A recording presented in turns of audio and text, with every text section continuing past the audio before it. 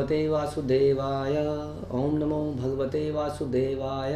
ओम नमो भगवते वासुदेवाय।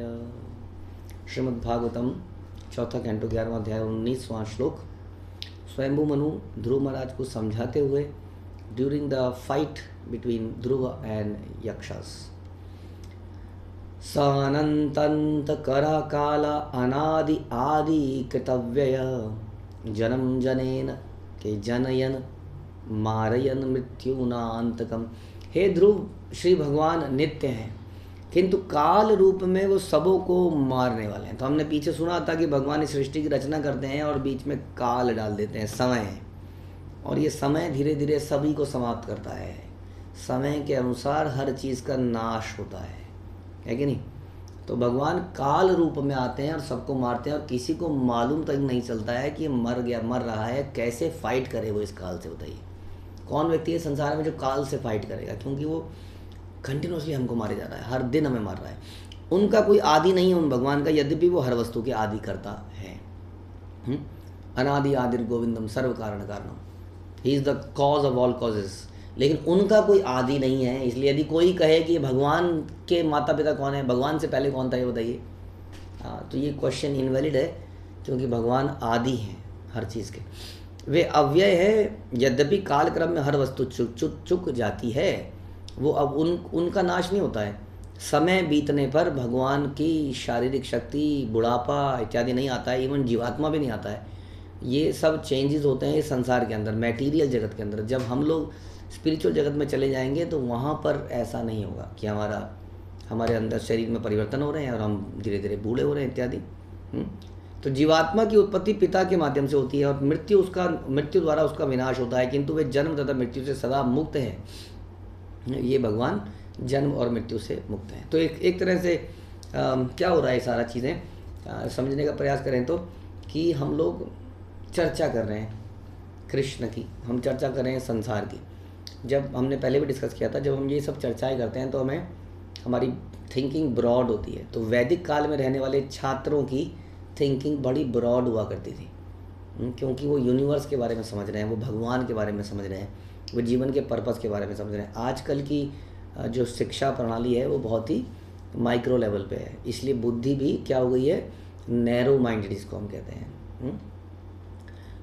इस प्रकार कई बार लोग कहते हैं कि आप पुराने सिस्टम को मानते हैं, आप नैरो माइंडेड हैं। नैरो माइंडेडनेस ये नहीं होता है कि आप वैदिक काल को मानते हैं, आप धोती कुर्ता पहनते हैं, आप कहते हैं स्त्री और पुरुष जो है अवैधिक संबंध नहीं बनाने चाहिए, वैधानिक इत्यादि। ये नैरो माइंडेडनेस नहीं होती है। नैरो माइंडेड है सोचने की शक्ति हमारी कितनी दूर तक जा सकती है, हम कितना चीज़ों के बारे में कॉन्टेम्पलेट कर सकते हैं, है ना, कितनी गहराई से किसी चीज़ के कारण को जानते हैं, उसके प्रोसेस को जानते हैं, उसके रिजल्ट को जानते हैं, उतनी बुद्धि को ब्रॉड कहते हैं। जैसे कि एक मज़दूर है, मज़दूर केवल जानता है यहाँ पे मैंने नट बोल्ट कस दिया, है ना, और एक व्यक्ति इंजीनियर जानता है कि इस इंजन में पहले ये होगा, फिर ये लगेगा, फिर यहाँ कुछ नट बोल्ट लगेंगे, फिर इसकी कैलिब्रेशन होगी, फिर ये होगा, ये होगा, इस प्रकार उसको एंड टू एंड पता है।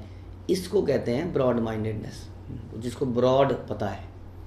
जिसको नैरो पता है उसको ये पता है कि मुझे यहाँ नट लगाना है, अब उसको नट लगाने के माना 50 लाख रुपए मिल रहे हैं, समथिंग लाइक दैट। नट लगाने के 4 नट लगाने के, कुछ काम करने के लिए स्पेशलाइजेशन हो जाती है बहुत ज़्यादा। तो वो वास्तव में नैरो माइंडेड है। तो हमारे वैदिक कल्चर जो है हमें ये ज्ञान देता है जो यहाँ पर स्वयंभू मनु दे रहे हैं। तो उसके ध्रुव महाराज के माइंड को ब्रॉड कर रहे हैं, क्योंकि उसने माइंड को नैरो कर लिया है कि ये यक्ष हैं, इनकी वजह से मेरा भाई मरा है, इनको समाप्त कर दो। उसकी बुद्धि इस वक्त नैरो हो गई है। इसलिए जब हम शास्त्र पढ़ते हैं या सुनते हैं तो हमारी बुद्धि ब्रॉड होती है और हम जीवन की समस्याओं के ऊपर सोच पाते हैं, है ना। कई बार हम लोग समस्या में इतना घुस जाते हैं कि हम उस समस्या के कारण को सोच ही नहीं पाते और उसके सिम्टम्स को सॉल्व करने लगते हैं। जैसे कि संसार में हो रहा है, ये ट्रैफिक क्यों बढ़ रहा है, ये शायद यहाँ पर फ्लाईओवर नहीं है ना, इसलिए ट्रैफिक बढ़ रहा है, तो यहाँ फ्लाईओवर बनाए थे। हम खुद ही बचपन से देख रहे हैं कि दिल्ली एनसीआर जैसे और बाहर शहरों में कितने फ्लाईओवर बन गए हमारे देखते देखते, लेकिन फिर भी समस्या सॉल्व नहीं हुई, पता नहीं क्यों।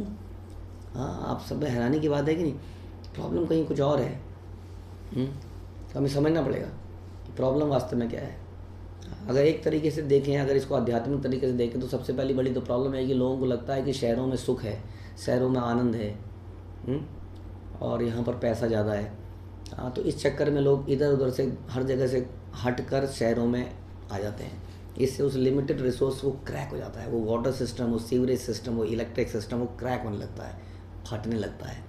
अब उसको कितना भी सॉल्व करने का पैच वर्क कर लीजिए, वो सॉल्व नहीं होगा। हाँ, सॉल्व होगा जब जीवन के मूल्य को समझेंगे। सोचेंगे हम यहाँ अलग अलग जगहों पर भगवान ने भूमि दी है, लैंड दी है, हर कोई व्यक्ति प्रभुपाद जैसे कहते थे लैंड लेके, गाय लेके वहाँ अपना जीवन बिताए।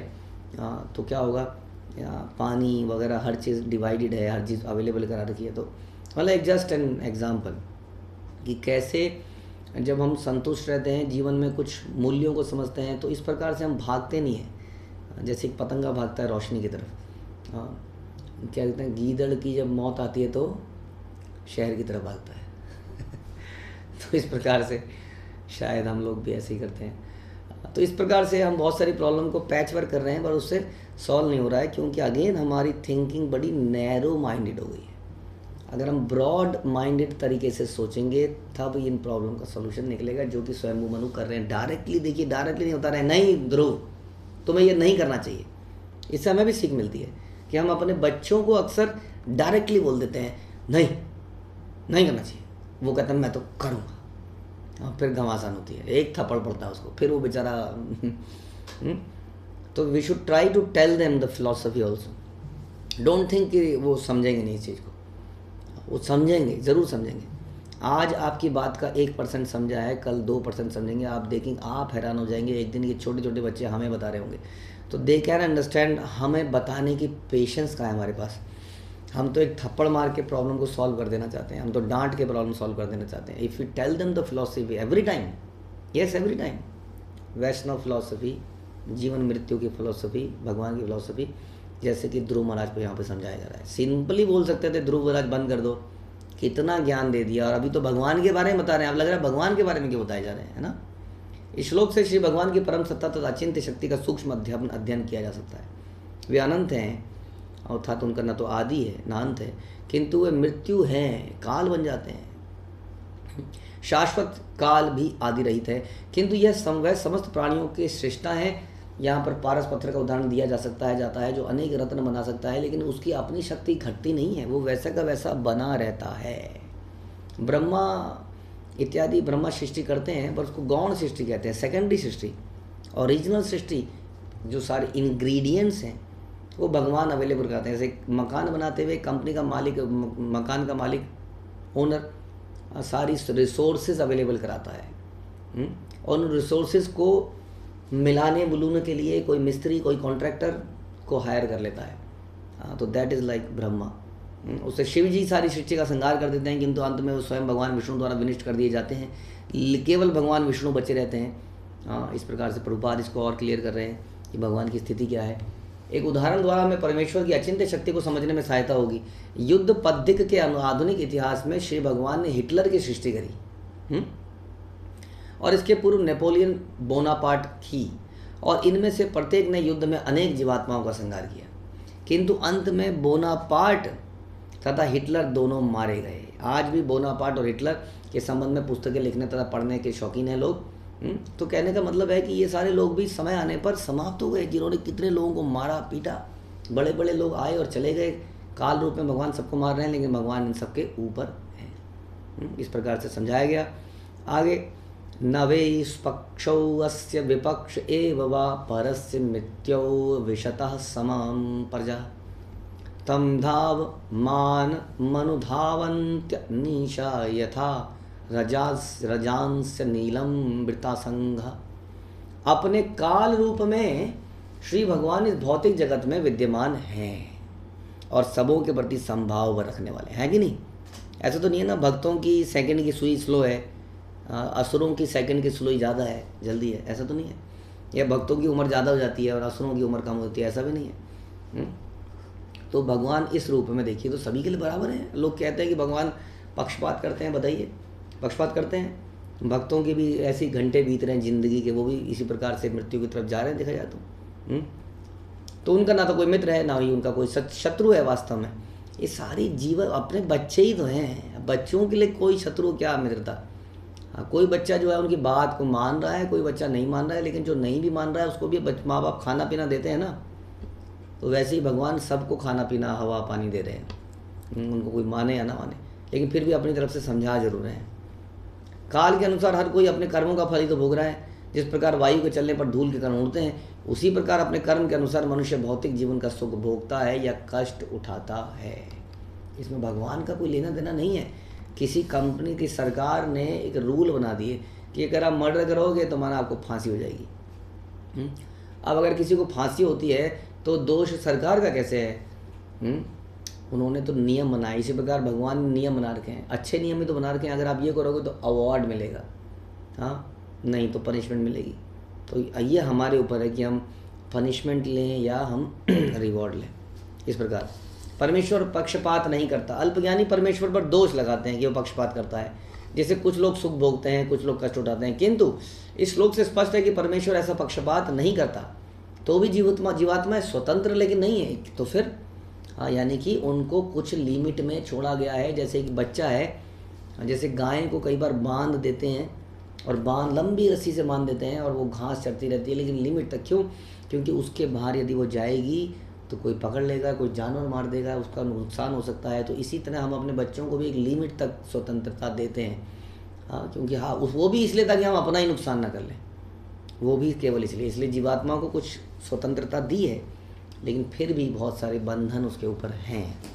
हाँ, जब ये जगत ऐसी पदभ्रष्ट जीवात्माओं के लिए उत्पन्न किया जाता है। किसके लिए उत्पन्न किया जाता है जगत? पदभ्रष्ट आत्माएं, ये हमारा नाम है। तो वे अपने अपने कर्म करती है। यहाँ पर पदभ्रष्ट तो है ही, शराबी है तो लहक के तो चले गई। तो हम भी यहाँ पर कुछ ऐसा कर रहे हैं और उससे कर्म पैदा कर रहे हैं। प्रत्येक प्राणी उत्पन्न होता है, उसका पालन होता है, उनको मारा जाता है। हाँ, लेकिन भगवान क्या, ईश्वर सबों पर संभाव करता है, लेकिन हम अपने कर्मों के अनुसार अच्छा या बुरा हाँ यहाँ पर झेलते हैं या भोगते हैं। इसमें भगवान का कोई लेना देना नहीं है। भगवान तो वास्तव में ये चाहते हैं कि हम इस अच्छे और बुरे से बाहर निकल जाएं, ये भगवान चाहते हैं और उस आध्यात्मिक जगत में वापस चले।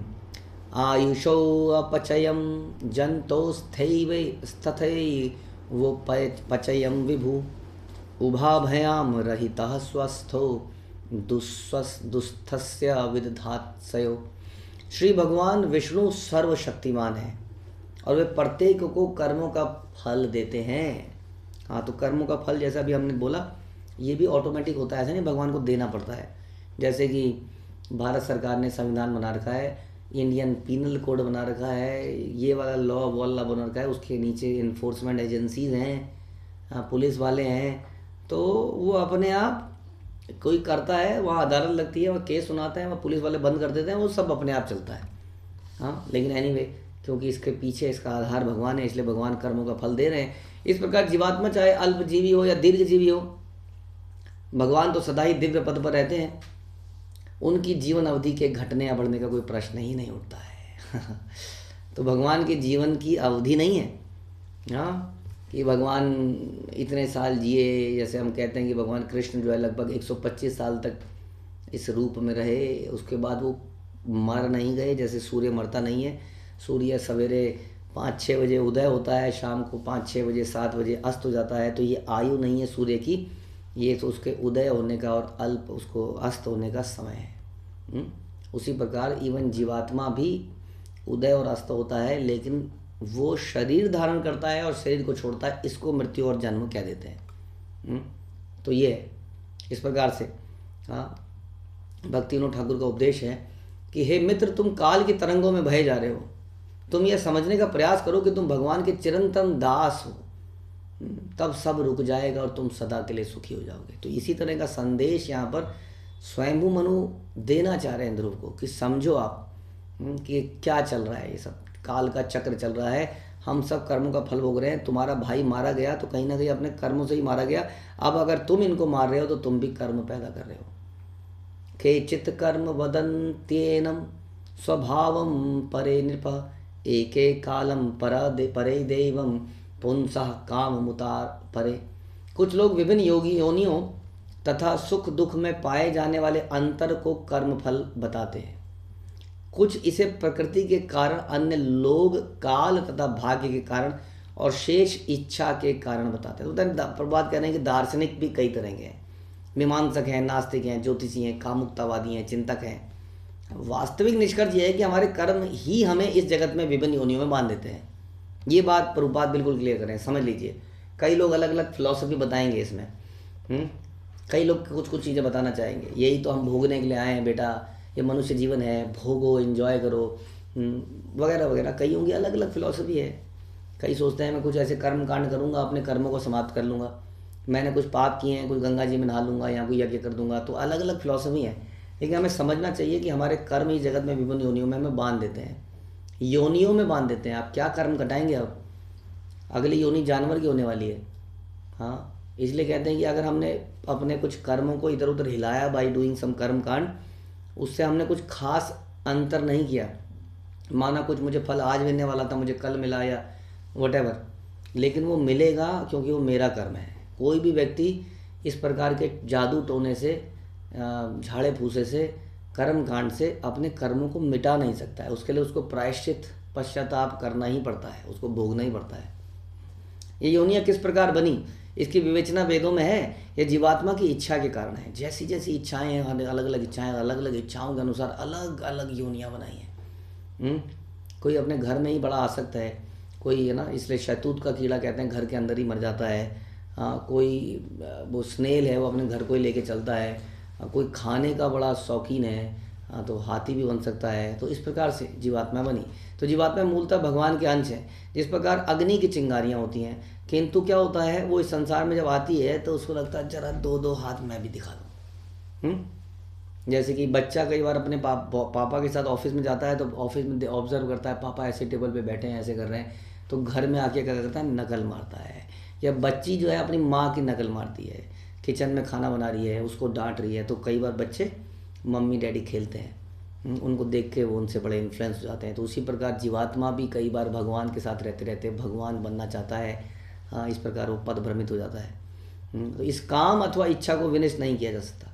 कुछ चिंतकों का कथन है कि यदि कोई अपनी इच्छाएं त्याग दे तो पुनः मुक्त हो सकता है, किंतु इच्छाओं को पूरी तरह छोड़ पाना इज नॉट पॉसिबल, क्योंकि जीवात्मा है तो इच्छा है, ख़त्म नहीं, क्योंकि मशीन नहीं है वो। इसलिए कोई अगर कहे कि इच्छा को शून्य कर लो, दिमाग को शून्य कर लो, विचारों को शून्य कर लो, तो वो आदमी एक्चुअली में शून्य है जो बता रहा है। इसलिए नरोत्तम दास ठाकुर बोलते हैं कि मनुष्य को चाहिए कि वो अपनी इच्छा को भगवान की सेवा में लगाए। भगवान की सेवा में अलग अलग बहुत वैरायटी है, उसमें हम अपने दिल, दिमाग, मन, हर चीज़ को लगा सकते हैं। प्रसाद है, कीर्तन है, न जाने क्या क्या है, इट्स फुल ऑफ वैरायटी, हम पूरी तरह से लगा सकते हैं। इसलिए इसको शून्य करने की आवश्यकता ही नहीं पड़ती है। कहने का तात्पर्य है कि विभिन्न विचारकों द्वारा प्रस्तुत योनियाँ, उनके सुख दुख की व्याख्या करने वाले सिद्धांत पूरे नहीं हैं, अपूर्ण हैं। सब लोग हमें कंफ्यूज करेंगे बहुत ज़्यादा, इसलिए संसार में बुरा हाल होता जा रहा है, बेड़ागर होता जा रहा है। हर व्यक्ति ज्ञानी बन चुका है, न्यूज़पेपर में पढ़ के, यूट्यूब में देख के, गूगल करके। हाँ, इसलिए वो किसी की बात को सुनने को तैयार नहीं है, इसलिए वो अपना ही नुकसान कर रहा है।